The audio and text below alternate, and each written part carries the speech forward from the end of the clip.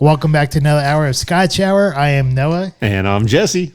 All right, everyone. This is episode 102 or 102, however you like to say, 102. 102.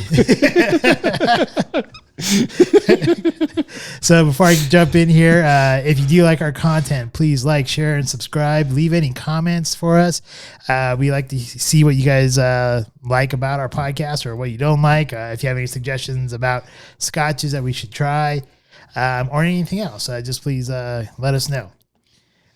With that, this evening we are going to be trying Glengoyne, the 10yr. Is that right? That's it. And then we'll have our shout outs, get it togethers. Rodizio is our restaurant review, and our Smarter Challenge is Sherlock Holmes, the 2010 to 2017 BBC series with Cumberbatch as playing Sherlock Holmes.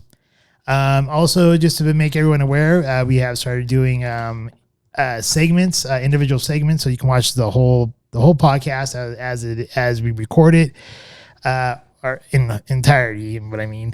And then, or if you want, you can just watch the different segments on their own.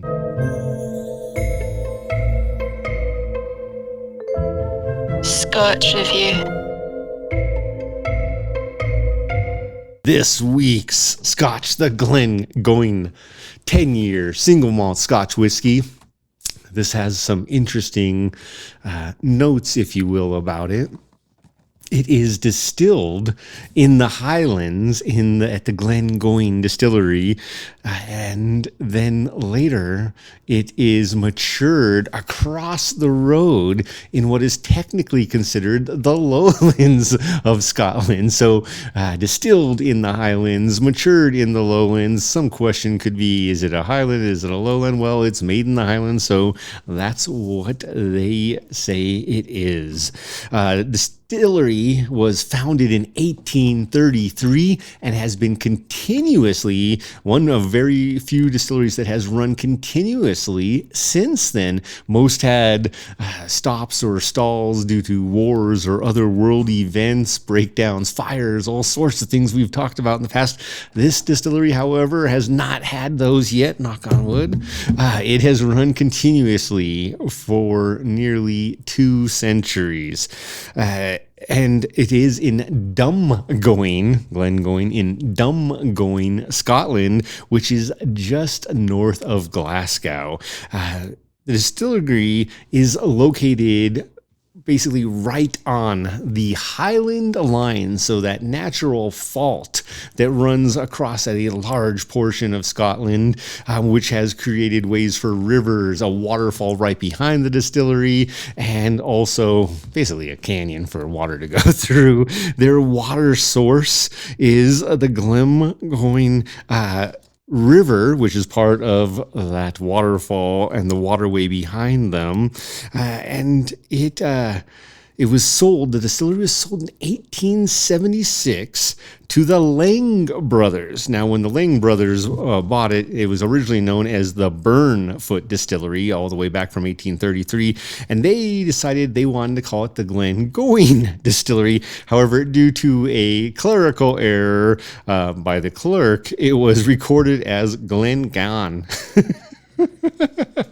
So after a while, they waited a while.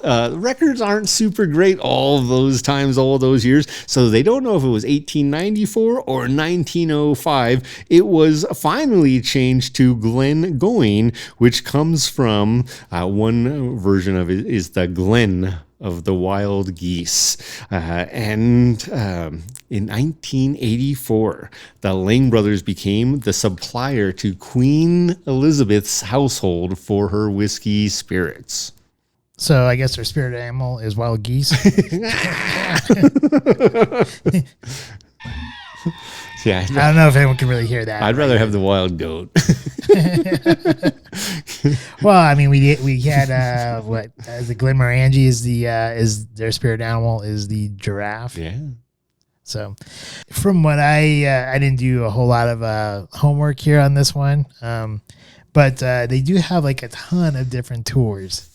They have what's the Glengoyne tour and tasting, the collection tour and tasting, the fine and rare tasting, malt master experience, Glengoyne story tour, and this one I really I click on it and it doesn't pull up any information, but the online whiskey tasting. I don't know how you do an online whiskey tasting, but I'd be very interested in it.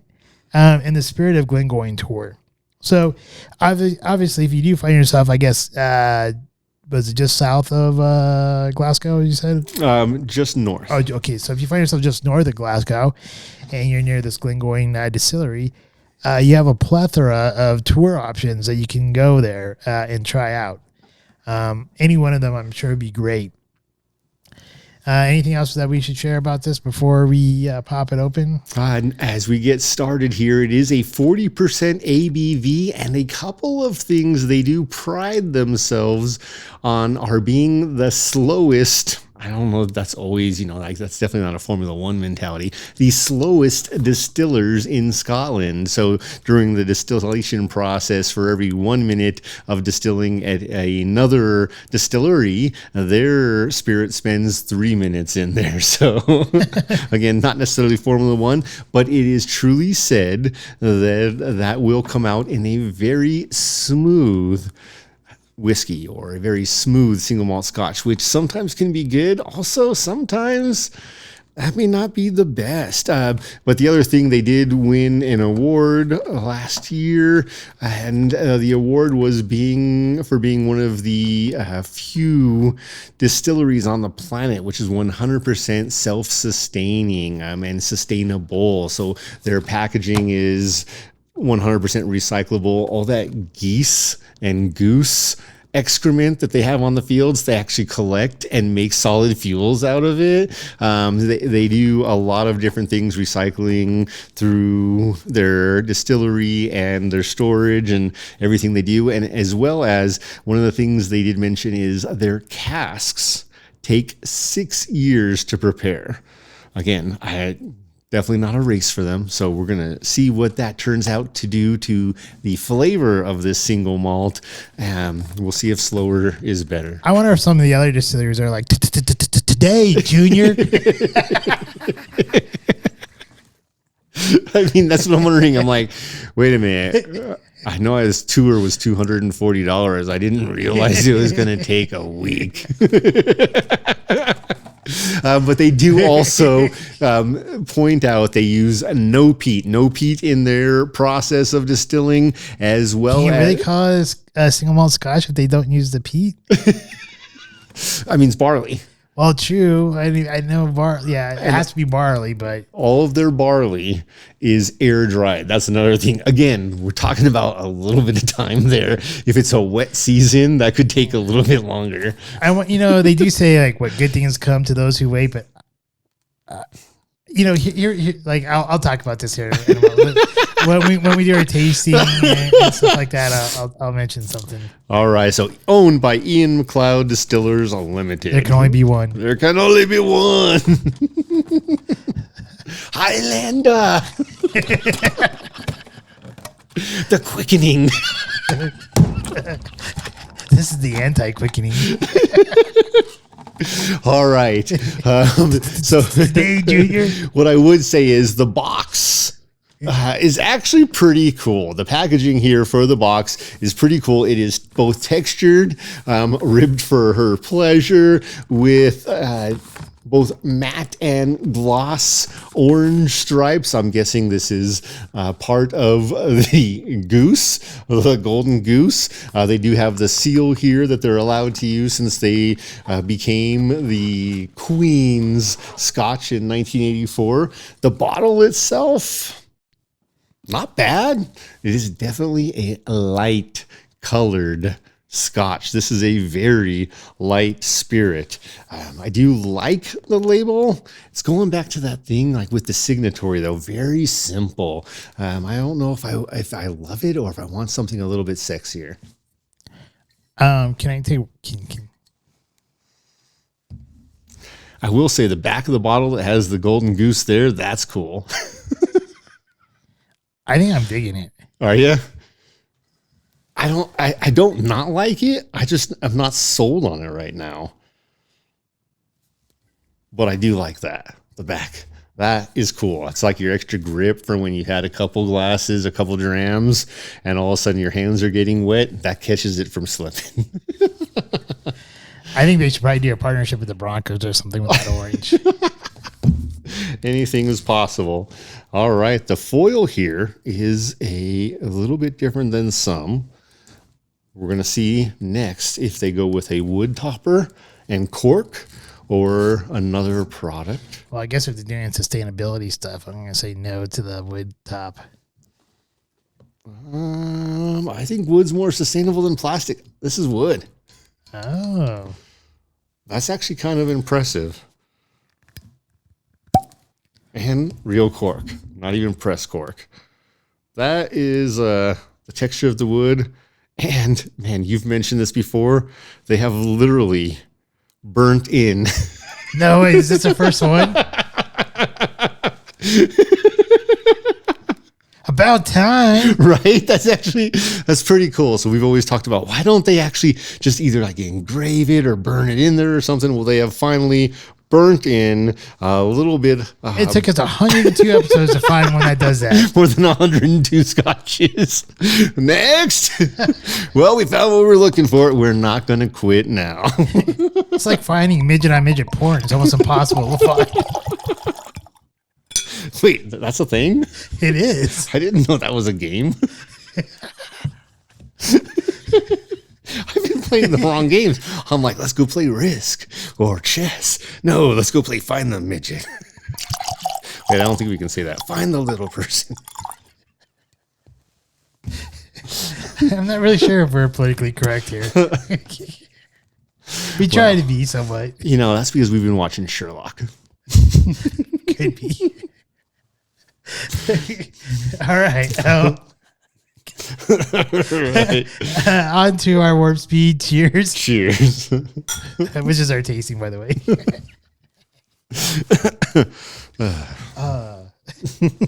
Yeah, so at the liquor store when I used to work there, one of the guys is like, he's like, him and his like high school buddies were there.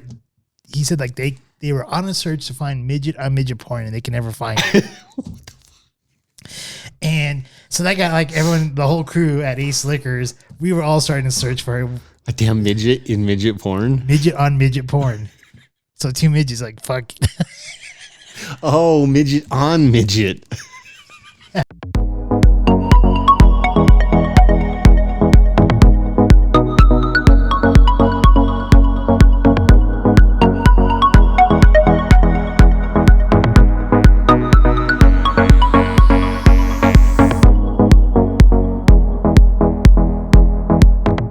This Glengoyne, what I was about to mention before we broke for our tasting here, I found it very odd that for a distillery that's been around for a really long time, there isn't like a whole ton of like reviews on their scotches. But whatever. And I think it's cool that they won an award, but it wasn't really an award about the actual scotch itself. I think from what I understood from what you were saying, the reward was based upon its sustainability. Yes. Doing good for the earth, not your liver. Yeah. If you believe in global warming, I'm not saying it's true. I'm not saying it's not true. I'm just saying if you believe in it, then that's a good thing. It's like tons and tons of goose shit. That's what they recycle, not just global warming. And so presentation, I really like the bottle. I don't really care for the box. I think I'm not a real big fan of orange, I guess. I think the only type of orange I ever liked was like when I was younger, growing up watching the Denver Broncos play. I used to like the orange on their jerseys. And really, I think if they're wise, maybe they should try to do some kind of team up with the Denver Broncos here in the Colorado area. But as far as like the black and orange there, maybe it might make it for a good, like the box might make it for a good like Halloween type of thing. The bottle though, like I said, I'm not a big fan of the box, but the bottle I really love. I love how like the would the proper word be embossed into the glass? The glass there, the goose is embossed into the glass. There's also something embossed in the front, right? Yes. I'm not really sure what that is. It's the Dumgoyne, Scotland, where it's located. I do like the black labeling. I also like the little, like, I'm not even sure what the bottom white part is all about right there. I didn't really like get like too much like close up time to the bottle. How slow they are at making it. That's literally all it talks about. And the other thing I really like is that they are one of the very few that have done the wooden topper where they embossed their information on there, and I really dig that. It took us 102 episodes, which is 102 scotches, a little over 102 scotches, to find that. So it's a kind of a rarity, and I think it's actually a really cool rarity. It is really cool. And it kind of goes along with, like, as I was mentioned to you, with the kind of a joke, but in my younger years when I worked at a liquor store, one of the guys there talked about how it was impossible to find two midgets together in a porn scene, and which we refer to as midget on midget porn. And it took, I think, us like something like over 8 years to find something similar to that. And that's how I feel about this cork. It's like it was really hard to find something that had a wooden cork, or a wooden topper that had something embossed in it. So it's a rarity, a cool rarity, unlike the other kind of rarity I talked about earlier, which I won't mention again. So as for the Scotch, the color I put down as a light straw color, and the aroma. So on the aroma here, I had the first thing I really got was a hint of grass. Grass was very prominent to me. With then you got followed up by subtle notes of green apple. And I would say like it's like a green apple sweetness. And then I put here wet cork from when you first open up a nice bottle of champagne. So when you open up a nice bottle of champagne and you smell the cork, it has like that kind of like the wet cork smell, and that's what I get from this on the nose. And then from there, when the Scotch hits my palate, it's a very light-bodied Scotch. It doesn't coat your mouth. At least it doesn't coat my mouth. So it really just, it kind of moves pretty quickly from front to mid to back palate, and it doesn't sit very heavily on your tongue or in your mouth. But I do get hints of green apple, toffee, and grass. Those are like the main I get from my front to mid palate. But then when I start entering into my into the finish or the back palate there, this is where I'm getting some hay with a bit of almond and licorice. And it's a long, lingering finish. And the licorice kind of, I think, adds some spice in there to my finish. But then, like, after that dissipates, I just get like a big cork taste in my mouth. And that kind of hangs around. That cork taste hangs around a little bit longer. So, if that sounds appealing to you, then definitely get this bottle. Would I take it to a poker game? Definitely would take it to a poker game.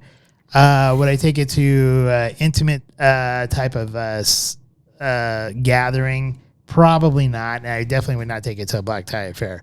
Although I do think the bottle, the way it looks, is appropriate for a black tie affair or a nice gathering. But I would want a better quality Scotch inside the bottle. But I love the labeling and I love the presentation of the bottle itself. So with all that being said, I gave this a total of 78 points. For presentation, I gave it 4, and that's because I really love the bottle. Not so much the box, but I love the bottle. I love the wooden top with it being embossed. The color, so I can stay consistent. I know Jesse's like scaling on coloring is different, but mine is basically if it's light colored, it starts off as a 1. And if it's like a nice dark copper or dark amber, that's going to be closer to a 5. So for me to stay consistent with my scoring, I have to give this a 1, regardless of whether I think I find particles in it or not. So light coloring, this is getting a 1 here. The aroma, I didn't like the grassy smell at first. So that kind of put me off a little bit. But I did like the other aromas I did get from it. And so I gave it a total of 25 out of 30 points there. Excuse me. No problem. And the palette, I gave it 23 out of 30 points. And the finish, I gave it 25 out of 30 points. So that gave me a grand total of 78. And really, like I just wanted to add this right here with my point scale on this one, is I put it's light, but it's not palate refreshing. And when there's like a light bodied Scotch or something that's kind of light bodied, I want it to be palate refreshing. So that way you get the nice flavors and all that, but yet it kind of washes the palate away. So that way you can like match it up with something. And I didn't really like how this was not really palate refreshing with how light of a body it was. And also somewhere in the like mid to back palate, there's something that was kind of pungent or something that kind of like stuck out that, and I think it might've been the licorice that I really did not enjoy very much in my tasting of it. I still like the Scotch. So even though I gave it a 78, I still would buy this and I still would drink it. But it probably wouldn't be the first bottle I pull off the shelf.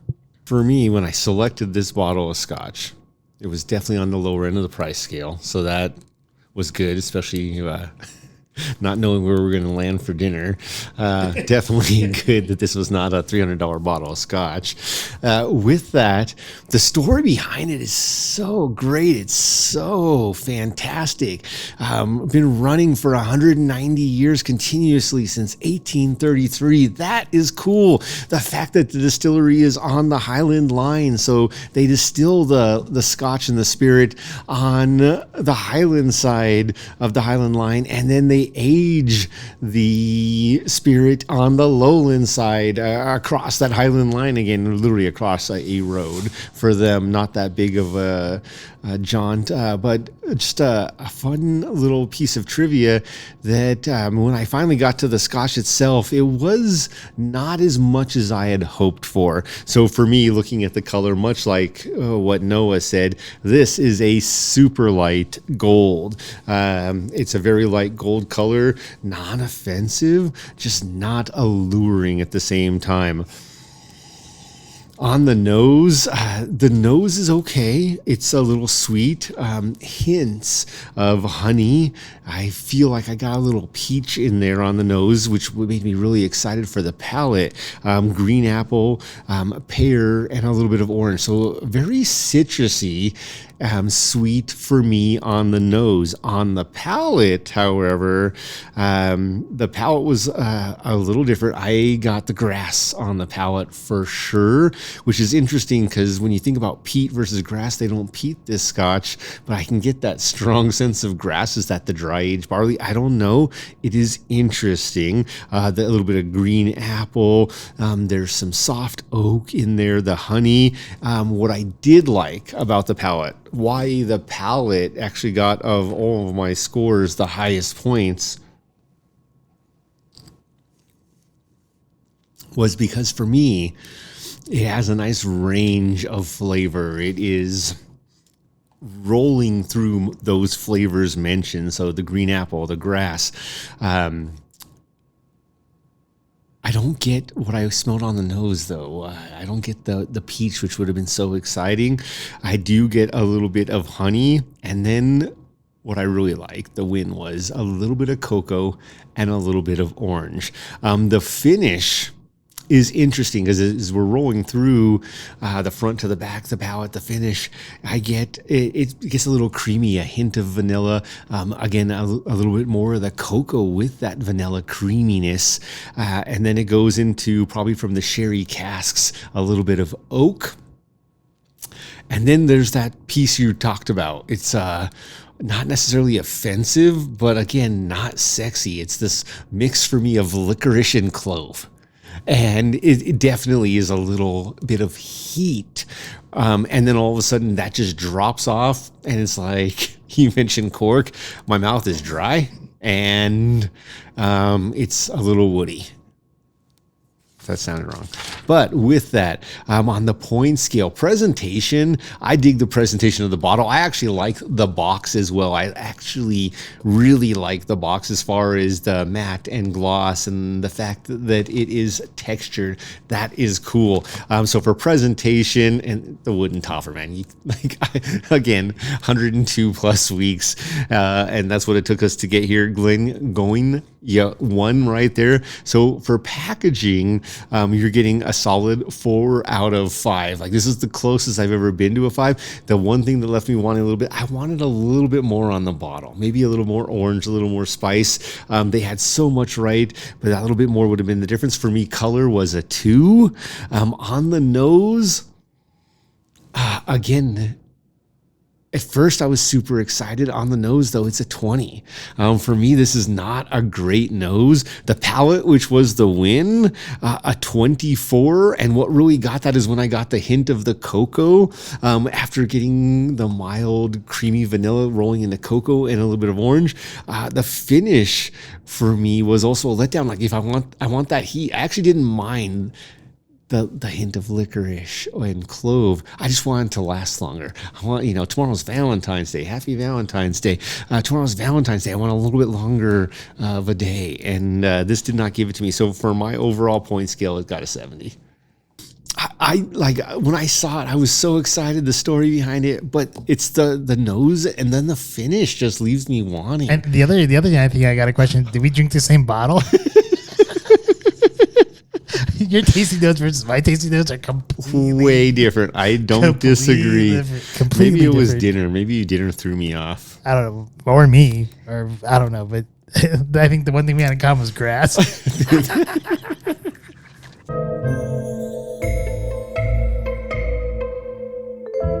It's time for our shout outs. My shout out goes to my team at work. We went after a metric and you guys, they nailed it. They brought back the number week to date, month to date, and year to date to green, and super proud. I know they had to work hard, so that involved a lot of the leadership as far as my team leads as well. And everyone just gave a lot, got that number back, and I love it when a team works together, they click, and they know they were working harder than they were a month earlier, but they got it done. So shout out, cheers, you guys. Nice job. First shout out, I got to give props to whoever decided to design like auto seat 1 and auto seat 2 in your car. So like when you take it to like the garage to get worked on, and like in the old days when you didn't have like the preset seat chair settings, you'd have to like fiddle with your seat to get it back to the way you liked it. So now, like, I had to take my car in today, and when I got into my car, all I had to do is hit preset 1, and then it just moved it right to the position I like, and so I don't have to worry about that. So whoever created that feature, I'm giving you a shout out because I think it's a great feature. It is a great feature. The other one is going to go to Coach Prime of the University of Colorado. He has like, you have to like imagine like 20 years of what used to be a great football team, and like they used to be in the top 25 of all time wins. They have a Heisman Trophy winner, a national championship, all these are accolades, and then the University of Colorado went through 20 years of drought, and then they hired Coach Prime, and he basically has done some amazing work in the short time that he's been hired, in less than 2 months. So upcoming today, they released not season tickets, but tickets to the spring game. Normally, no one ever usually you get less than I don't know, maybe less than 15,000 people. I would go to a spring game for CU, and they would never charge for it. This year, because of all the hype and all the stuff that has been driven by Coach Prime, they sold tickets at $10 a pop, and they sold out in less than an hour. That's awesome. So you're talking about 40,000 people, maybe 30 to 40,000 people being inside the stadium for a spring game, which has never happened before in the University of Colorado. So I just want to give Coach Prime and the University of Colorado a shout out for that. All right. What about your get it together? All right. I don't even know where to start with my get it togethers. I see balloons. I mean, yes, we could talk about the balloons. I know a while back ago, I forget which episode it was, but I talked about General Flynn and how he had mentioned about a Chinese general, and how this Chinese general talked about how they need to expand. And the two places that he pointed out were either the United States or Australia. And over this past week, it's the last couple of weeks hasn't exactly been super easy for me, but I think it could have been worse than what it was. But as you know, I had another death in the family. But I saw a TikTok, and this is probably of a lady from Australia talking about this escape hide, or hide, escape, tell type of thing, and she was talking about how this is the first time some of the information that's coming out are being pushed to the public there in Australia, that she has a feeling that they're getting ready for an invasion of some sort, and that she felt that our government gave their country away to another country. And just putting those two things together, no one's really talking about this. Mass media is not talking about it. Obviously, the governments aren't talking about it. And if this is really happening, I don't know if it is. This is just a shot in the dark here of just things putting them together. But if this is the case, I think someone needs to get their act together, because you just can't have something like that happen where governments just totally betray their people and give their country away to some other country. That's my get it together. All right. Well, it's a pretty good get together. My get it together will go to our current administration. Calling balloons they don't know where they came from Chinese balloons, besides the first one. And I only say that because we made it a point not to point fingers in any one direction when it came time to call COVID something other than COVID. And that was someone using the term the Chinese flu, which was criticized heavily, but now that replacement is doing the same thing about balloons. We don't know where they're from. So it's just get it together. Keep it consistent. Don't call someone out for doing something and then do the exact same thing. Don't become a hypocrite. Or all the lies in the State of Union. Oh yeah, those were good. Or waiting till the balloon crosses the whole country to shoot it down. Yeah. Again, our technology is better than that.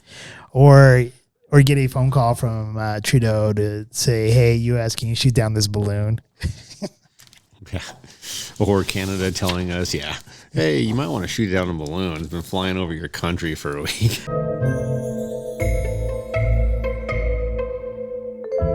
Restaurant Review. Rodizio just opened here in Centennial off of Clinton Street. So we did flock to go see if it was as good as we remembered 15 years ago, 20 years ago. I think the last time I've been to one, it probably would have been 2019, 2018. So you've been Salt Lake. there much more recently than I have. Mine's been at least 15, if not 20 years. And it was the location that used to exist back by Park Meadows. And for me, Rodizio was interesting. The parking lot I didn't love. The parking spots were teeny for a dinner that's averaging $70 a pop. If you get the Rodizio feast, I think you expect a great situation from the moment you go and drive into the parking lot. I think they could have cut out 1 or 2 spaces and given us a few extra inches. That's what she said. And with that, you go in, the decor wasn't bad. It just wasn't great. And then came in the service. And again, they recently opened. They couldn't even tell us right away if they had to wait for us. We had to wait to find out if we could get a table, and they didn't even know if they were seating. And that was an interesting piece. The bartender and servers seemed to do a decent job, nothing outstanding. And then really my struggle with all of this is our experience at Fogo de Chao versus Rodizio left me wanting at Rodizio. The food was good, wasn't outstanding. There was nothing that just shined. I need to go back to Fogo de Chao is the answer. I need to make sure everything I've built that place up to be in my head is in fact true. And at the end of the day, I left there, it left me wanting. So overall, it is a nicer restaurant. The Rodizio feast was running right around $69, $79, something like that. I think it was like $72. $72. So the Rodizio feast right around $72 per person. They did have some great beers, none of them on draft.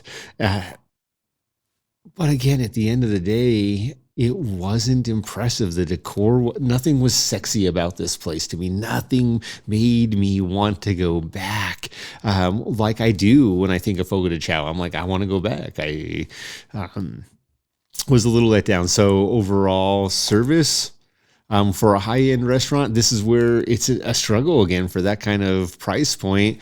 The service was really a 6. And for me, and I'm the one who chose this restaurant, for me, the value was probably a 6. And this is like comparing it to other things, 102 restaurants roughly at this point in time, or fantastic meals. Food right around a 6. Ambiance right around 6. The restaurant's getting a 6 for a high-end restaurant for me. How about yourself? First date, meet a friend, any of that? Oh, man. Would I take a first date there? Yeah, if I couldn't get a seat at Fogo de Chao, or actually Maggiano's across the street. It would not be anywhere near the top of my list for a first date. Would I meet a friend there? Same story. Nothing was bad, just nothing was $72 good. And the tragedy here is 30 years from now, somebody's going to be watching this and be like, they got to eat for $72. I can't even eat a Taco Bell for that now. But that's just inflation. And again, nothing bad, just nothing good. A 6, a solid 6. So as we pulled in, this is a new location here. As you mentioned, I agree with you. Well, first of all, the lighting there is terrible. There's really no lighting in the parking lot. The parking spaces, as you mentioned, are tiny. And I did find it odd that the hostesses, when we walked in, there's 2 hostesses, could not tell us whether or not they could seat us or not for the evening, which I thought was kind of odd. But then I guess it makes sense because it is the day before Valentine's Day. So I guess maybe some couples are trying to get in their Valentine's Day a day early, even though February 13th is known as the National Breakup Day. Save $1. Exactly, right before Valentine's Day. You know how expensive flowers are? I'm going to save $200. When you walk into the place, I guess it's kind of like what you would expect for maybe what you want to see like as a steakhouse, I guess. But to your point, nothing there like stood out. It was kind of like what I guess you would expect from Rodizio, but it wasn't like flashy or neat or any of those things. The sex appeal was missing. Yeah. Like the scotch with the flavor. And so it was definitely not, I guess the ambiance there was not all that great. The food, because we both did the what is it called? I don't know. I think it's the Rodizio feast. Okay, so I guess we did the Rodizio feast. There was really only two options. Either you do the meat option that comes along with the salad bar, or you just do the salad bar. So we did the feast with the meat, and I was really disappointed in the meat. Like Fogo de Chao, like they're basically on point with all their meats. And I'm not sure if this is because it's a new location and it's still having like new cooks or whatever going on cooking all those meats. But a lot of the meat came out dry. And they weren't very good. And most of the time, the waiters, until I said something, every time they came to our table, the meats that they gave us were like the last bit of meats that were on the spigot or whatever you call it that they hold the meat on. And until I mentioned something, then we started getting like some of the more freshly cooked meat coming out of the ovens. At Fogo de Chao, I think they do a much better job of distributing the meat in order for people to get like the cuts that they like. I did enjoy the cocktail shrimp that they had on the salad bar. I thought that was a win because I haven't seen that over at Fogo de Chao. I saw that they had beef stroganoff there, and I tried that, and I was so excited for the beef stroganoff, especially since we did the restaurant review of Masha and the Bear, where I had like probably the best beef stroganoff ever in my life. And I was very disappointed with this stroganoff. It was not good whatsoever. I feel like I could have gotten a better like Stouffer's frozen food dinner beef stroganoff. And that might be a little bit harsh, but probably not too much. Yeah, it just wasn't great. So the food, I'm going to give it a 6, but it has potential to be so much better. I think if they can cook their meats better, or get them to the right temps, I think it would be a lot better. They had like a filet mignon that they came around and gave us that was like eating shoe leather. That was the worst meat of the night. It was. That's the tragedy. And that should probably be like one of the best. It should have been the best cut. But it was so terrible. So yeah, I'm gonna give the food a 6. I'm gonna give the wait staff a 6. I mean, we had our waiter like opening up a beer bottle, cut his finger. Yeah, that was a mess. Although he was pretty nice though. I mean, He wasn't bad. He just wasn't great. yeah. And the ambiance, I'm gonna give it a 6. So I'll agree with you. Overall, I'll give her 6. Would I take a first date there? No, especially with Maggiano's across the street. If I'm going to have a first date, I'm going to go to Maggiano's before I would ever go to Rodizio. And if I really want to go eat like all you can eat Brazilian type of steak meal, I'm going to Fogo de Chao just right down the road. Hands down. And I don't even have to worry about them like telling me I have to wait to see whether or not they'll sit me down. Yeah. You just know you need to have a reservation. It's wise to get one there. But yeah, 6 overall. Would I meet friends there? Probably not, unless it's a special occasion and like some other friend had set it up for us to go there. So overall, I don't think I would actually go back and visit anytime soon. Yeah. I was a little bit disappointed. I was expecting so much more. I was too, especially for, again, such a high-end restaurant or price point. Yeah, for like $72. I think I don't know what your total was with tip and all that, but mine was like roughly $84. I honestly, for $84, I expected a whole hell of a lot more than what I got. I agree. I would have rather gone to just a steakhouse and paid $60 for a steak and get a couple glasses of wine. With my couple of drinks, my tab was over 100. It was mind blowing.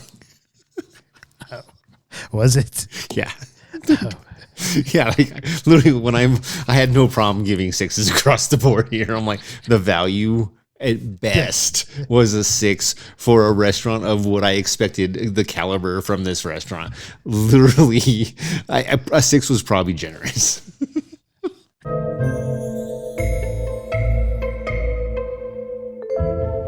Smarter Challenges.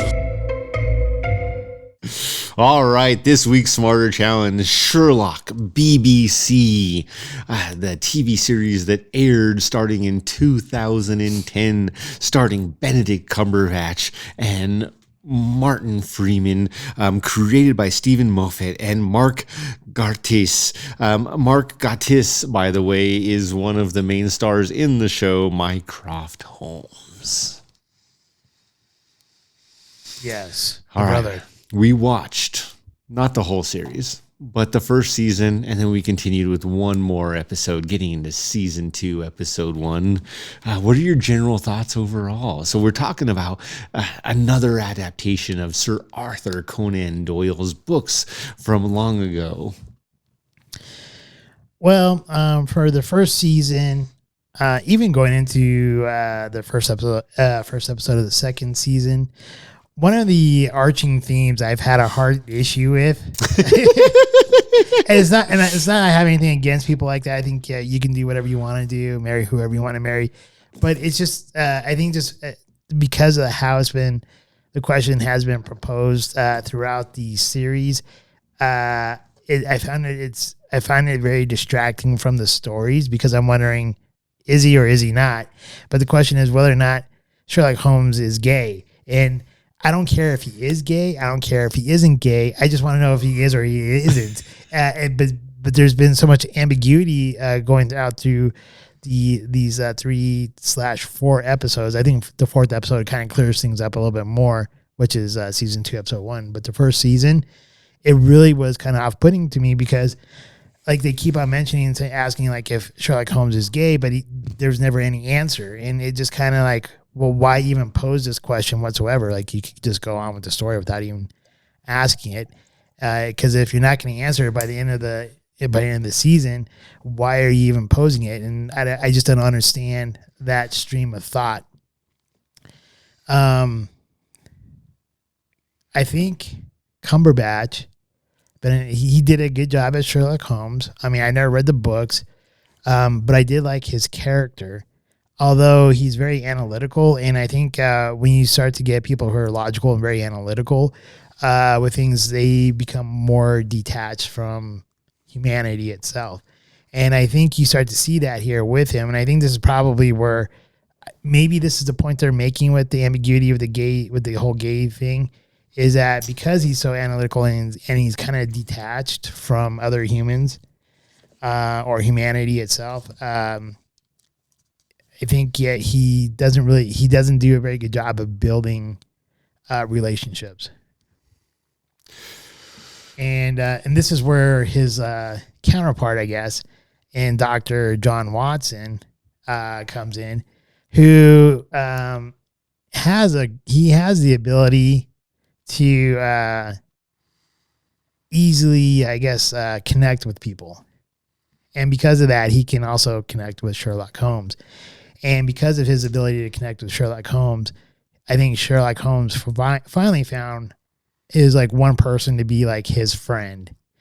And it's kind of funny too. Like it's almost when it comes to his landlady and Oh my God. and Sherlock Holmes, or even with Dr. Watson too. But I think because of Sherlock Holmes, they kind of treat the landlady kind of awful. It's almost like a mom and 2 autistic kids.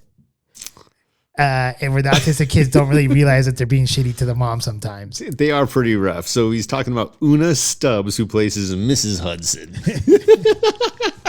But the overall, like the banter between Freeman and Cumberbatch as Watson and Sherlock Holmes, I love the kind of going back and forth between the two.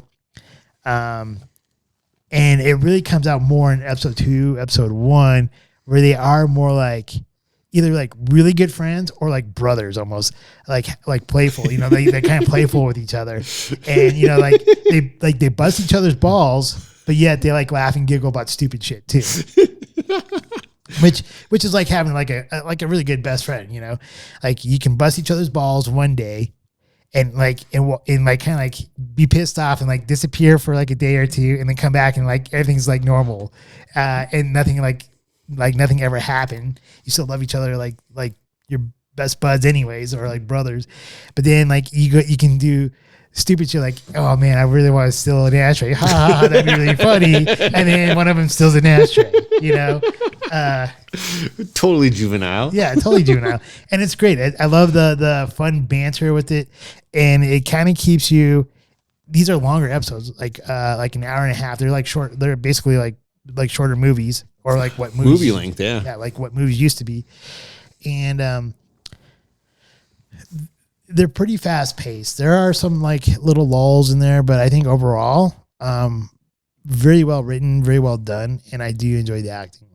Is that good enough? Like, is that what you asked? No, what you're wanting from me? I think that's fantastic because I watched these as they aired. As soon as I found out they were coming out, it was such a big deal to me, being a Sherlock Holmes fan for so long. I'm loving the different interpretations that were done through Guy Ritchie with Robert Downey Jr. and Guy Ritchie, phenomenal again. And here you have another interpretation with Benedict Cumberbatch and Martin Freeman and Andrew Scott, who plays Professor Moriarty. It does a fabulous job. Mycroft Holmes, played by Mark Gatiss. Again, these are just phenomenal actors playing their roles. And to get to see this version, what I really like about this version is seeing, as you mentioned, the playful side of two strangers becoming friends, doing stuff that grown-ups should do, which is have harmless fun. I'm not saying go steal the Queen's ashtray. But if the opportunity presents itself, why not? But he also knew he would get away with it. It was harmless because he was protected for different reasons. If you haven't seen the show, tons of spoiler alerts. Just realize we're going to ruin it for you here. But we get this situation where Martin Freeman comes back from war, Afghanistan, and has his own needs. Now, one of the saddest parts of the whole season 1 to me is that Martin Freeman does come back, quote unquote, injured, and he can't afford to live in London as an injured soldier. Someone who was a surgeon in the military serving his country can't afford to live, has to go share a find a flatmate to share a rent in a discounted rent on top of that by Mrs. Hudson, who owes Sherlock a favor. But he finds something that's also similar to Sherlock Holmes, and they don't go into the details here, who was most likely just out of rehab. Also looking for a flatmate for a multitude of reasons. And I think part of that is, it doesn't matter if you're a brilliant Sherlock Holmes or if you're a struggling soldier, probably going through different pieces of it might be post-traumatic stress. It might be other pieces. Probably not for him. He likes the war and misses it more than not, as is interpreted by Mycroft Holmes. But this piece where these two individuals come together and fill a need, and part of that need is whether or not you have a relationship that is sexual. These two do not, but everyone just immediately assumes that they do. And I think that that's very interesting, and that's where you're talking about this ambiguity in the first season. Everywhere they go, Mrs. Hudson's asking them. They go to a restaurant, the restaurant owner's like, anything for you, free of charge for you and your date. And he's like, whoa, this isn't my date. And I'm talking about Watson's the one emphasizing this. Sherlock Holmes is just like, whatever, it doesn't matter. And I think that's a different piece where they're trying to emphasize Sherlock Holmes isn't struggling with what other people do or don't think with him. Whereas at this point in time, and as he learns not to later, John Watson he's struggling with how he's perceived by everyone, his limp, if he actually has one, or how he's viewed by the public means a ton to him. He's writing a blog, going through all this, whereas Sherlock, Holmes the Younger, is just like, yeah, I don't care if they think I'm one thing or another, if they think I'm rude or another. And he's like, I'm here to live in the moment.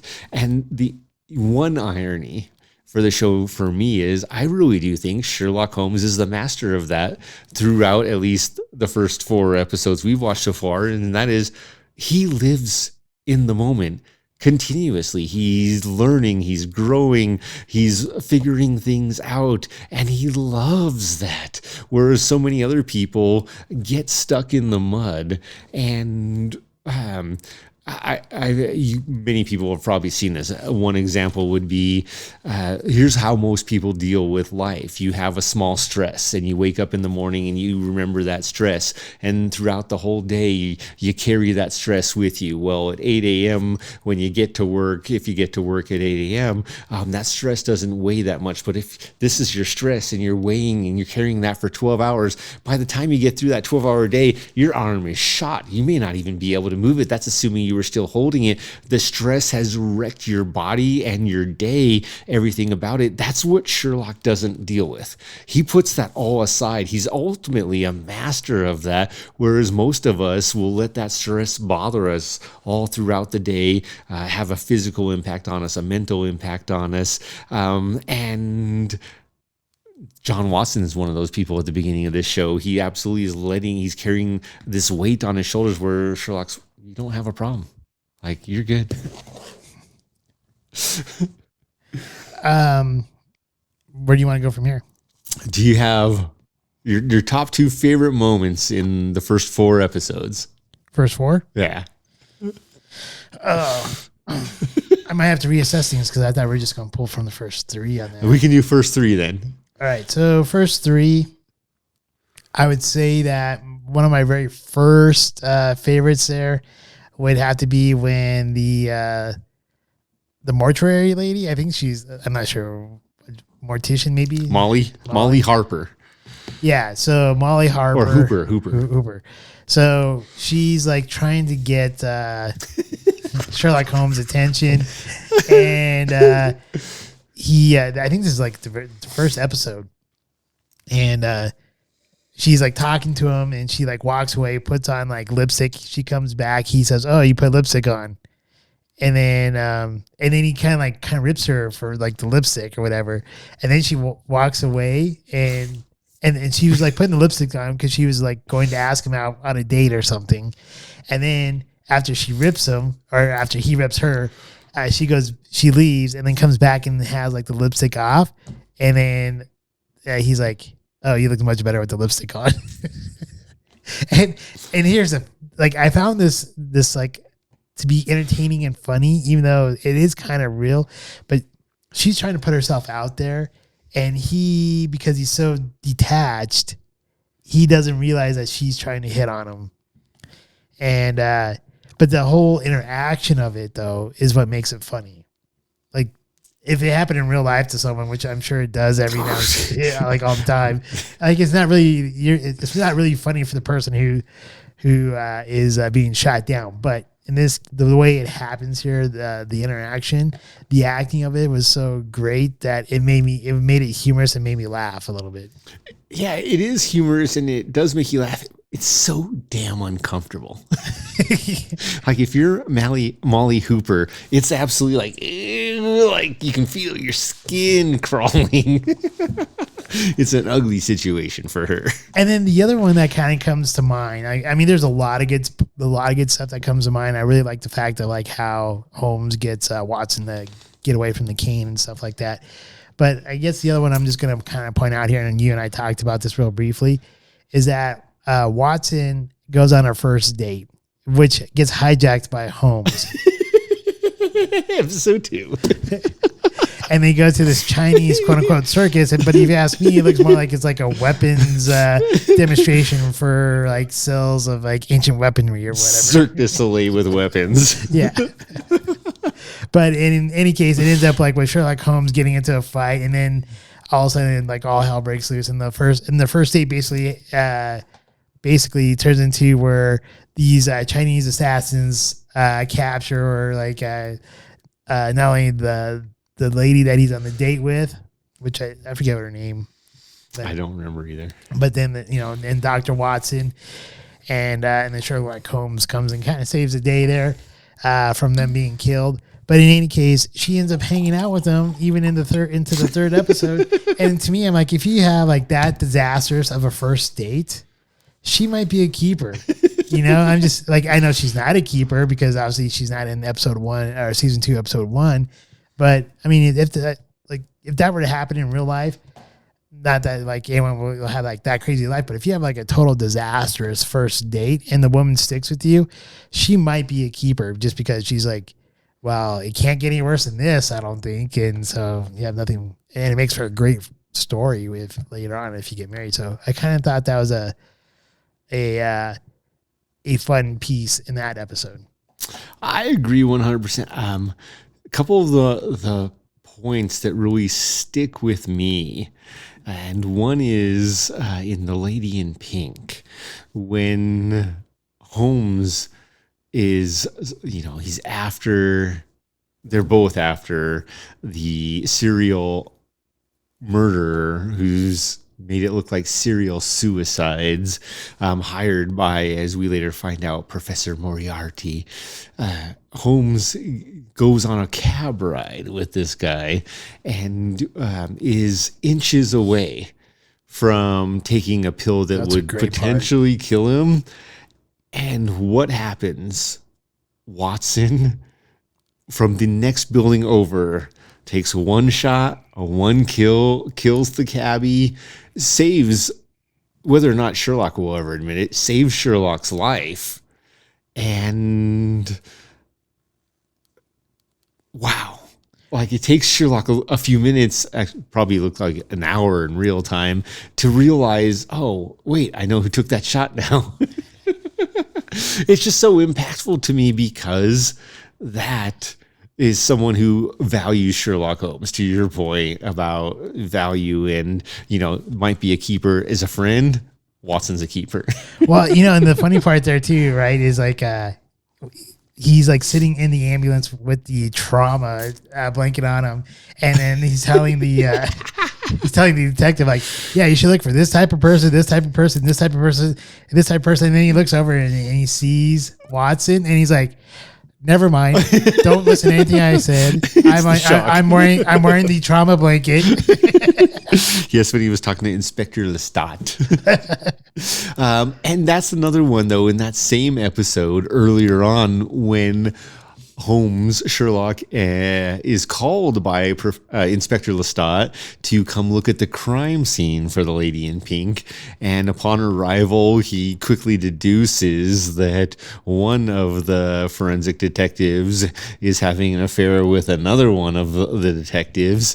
And they're like, what do you mean? And he's like, well, you're wearing men's deodorant. And he's like, well, that's because I'm a man. And he's like, yeah, but it smells just like her. And he's like, don't you try to make any crazy assumptions. And he's like, I'm not. I'm sure she just came over to your house to clean your floors for hours, judging by the state of her knees.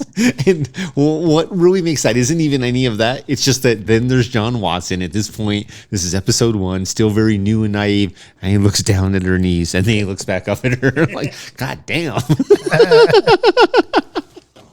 And it's just brilliant. But there are lots of those little pieces where in the movies I see one of the things that makes it work with John Watson and Sherlock Holmes is that John Watson truly appreciates Sherlock Holmes' ability to deduce, to really look at the big picture and come up with solutions.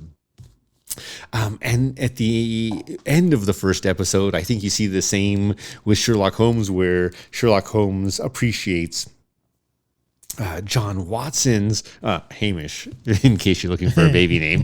John Hamish Watson is looking at John Hamish Watson, and he's like, "You've got my back."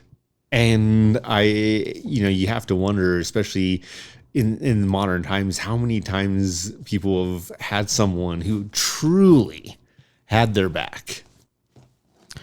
Yeah, you definitely have to. When you watch this series, it does point out or make you ponder like what you would consider to be a true friend, because here are these two guys. One sees the absolute brilliance of the other, where everyone sees it as him being a pain in the ass. And then the other one sees how the other one will totally back him, even though like everyone's against him. So I think it just kind of shows the loyalty to friends. It also does something to humble, especially the further you go on, to humble Sherlock Holmes, having someone like Martin Freeman who's been to war, is not afraid to call him out. And that is also something where he's been to war, he's been shot. When Sherlock Holmes has an irrational outbreak, it doesn't kill him. He's like, this too shall pass. It's John Watson in this show, again, Martin Freeman as the actor, does a marvelous job of playing his role as someone who can really be there for and what you got to think of is that John Watson is exactly what you want if you're on a battlefield. You want someone who's got your back, even though you may have just pissed him off. He's still got your back. He's still there to save your life. Yeah, and I think one of the funny things too, it wasn't really until season 2, episode 1, where Sherlock Holmes, like Watson, will just get up and leave or whatever, and Sherlock Holmes still has like conversations going. He's like, we said I wouldn't leave the house unless the case was at least a 7. And John Watson's like, when did we say that? He's like, yesterday. He's like, I wasn't even home yesterday. It's not my fault you weren't listening. Again, it is ironic that they make this point, and I think they do it intentionally to make it almost uncomfortable in the first season, as far as everyone being like, you guys are a couple, and that is just that, an ideal, like the perfect world couple. No two people, boss, subordinate, peers, equals, children. It's never going to be perfect. There are going to be good times and there are going to be bad times. And what you need is not the person when you're having a good time, not the brother, not the friend, not the mother or the boss or the peer or the subordinate that is going to have a terrible time and then go talk crap behind your back. What you need is the one that's still got your back, even though you're going through a terrible time. And that's what you see with these two. And you see it in different ways and in different manners with Sherlock Holmes backing up John Watson. And it's a beautiful relationship. Ideally, that would be the perfect marriage, because shit's going to happen and you just need to find someone that'll work it out with you. True. I think one of the other great parts here that I liked was when Mycroft asked Watson, now that you guys have been having all of the success, how's it living with Sherlock? And he's like, it keeps everything interesting. And that's true. And that also is something that you need in life. You need a friend or a partner or others to keep life interesting. Well, and I think that it was a very good point, because I think that was the season 1, episode 3, and the ongoing theme of that whole episode was, I don't like life being dull. And so they're looking for something to keep life from being dull. So you have Watson saying that Sherlock Holmes keeps life interesting, and then Moriarty doesn't like things being dull, and he needed a playmate, and his playmate happened to be Sherlock Holmes. And Sherlock Holmes doesn't like things being dull because he ends up shooting the holes in the walls and spray painting the wall and stuff like that. And so it kind of makes for like arch rival playmates with another best friend who likes to have things like keep things interesting and add spice to life. It is. Well, so with this, as we start to wind down, this is the restaurant of the night. Sherlock Holmes, BBC. You've seen season 1. Would you take a date there? Yes. Would you go there with a friend? Yes. I'm glad to hear that. I'm glad that you. If I had a girlfriend, I'd do like a hey Netflix and Sherlock Holmes. Hell yeah. I am the same way. I'm glad you enjoyed it because it's something that has always stuck with me. This version in particular, again, and I'm probably pronouncing his name wrong, Stephen Moffat and Mark Gatiss did an amazing job creating this series, modernizing it in an interesting way. And as if you continue through seasons 2, 3, and 4, there is some real drama that comes out, and it is dynamite and I would say heartbreaking. But man, you know how John Watson and Sherlock Holmes handle these things. There's not a whole lot of heartbreak. Well, so here I'm just gonna say thank you, especially for your last 2 Smarter challenges, like the Queen's Gambit. Not a TV series. Like I've seen it. I thought about watching it, but I never did. So I just needed that extra push to watch it. And with Sherlock Holmes, I've never been like, I mean, I've seen some like the old like black and white Sherlock Holmes movies that were made like a long time ago. But I don't really watch too much BBC and stuff like that. So I never really got into this series here. So I'm very grateful that you introduced both of those series to me. Well, thank you. Yes, you're welcome. I didn't pick out a Scotch. I kind of failed on that. I've actually failed a lot this week. You've had a hard couple of weeks in life, and dude, don't even stress it. Seriously. So, hopefully, I'll get back totally on track with everything here. But yes, I haven't picked out a Scotch. And as far as a Smarter challenge goes, we'll just do a movie review of Antman and Wasp. Nice. Since that comes out, I believe this Thursday, and we'll be doing our Monday episode, and that will, since it's an active movie, that will help enforce me to get everything back onto the right timelines, hopefully. It's all good. It's no stress. But I'm going to throw out the next Smarter challenge. Okay. And the reason for that is because I think it might take us a little more time to coordinate. And the next Smarter challenge, so you're talking about episode 103, Ant-Man and Wasp. Yes. And so we're going to go episode 104. Not going to be Cocaine Bear? Oh, yeah. We got to do Cocaine Bear. All right, let's do Cocaine Bear. I mean, that is the right week, right? I think that's right. Well, because it comes out the 24th. Will it be out? Like, it'll just be out. Because the 17th is when Ant-Man and Wasp. Ant-Man and Wasp, and then the 20th is when we record that one. So the 24th would be Cocaine Bear. Okay. So then we're covered. And then we record on the 27th. All right. Then we're good. I mean, we don't have to do Cocaine Bear. I say we do it. But I mean, since we talked up Cocaine Bear a lot, I figured that should We're going to do Cocaine Bear. I wonder what the Scotch has got to be for Cocaine Bear. Oh, my God. Right. Shit. If any of you made it this far into our episode, and you're hearing this banter back and forth, thank you very much.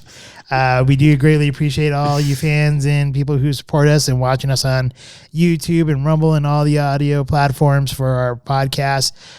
Thank you very much. And yeah, I'll pass it along to you. As was stated by Noah at the beginning of the show, please continue to like, share, subscribe, give us feedback. Let us know how you feel about our new scales and points on these scotches. There's been some surprises both ways, I'm sure. But other than that, remember, life is great. Even when you go to Rodizio Bar and Grill and get a 6, life is great. And on that note, drink responsibly. Drink responsibly. Scotchman! Cheers. We hope you enjoyed this evening's episode of Scotch Hour. If you did, please like, share, and subscribe. Also, if you have not done so already, please become a Patron member with memberships starting as low as $1 a month. Thank you, and hopefully you have a wonderful evening.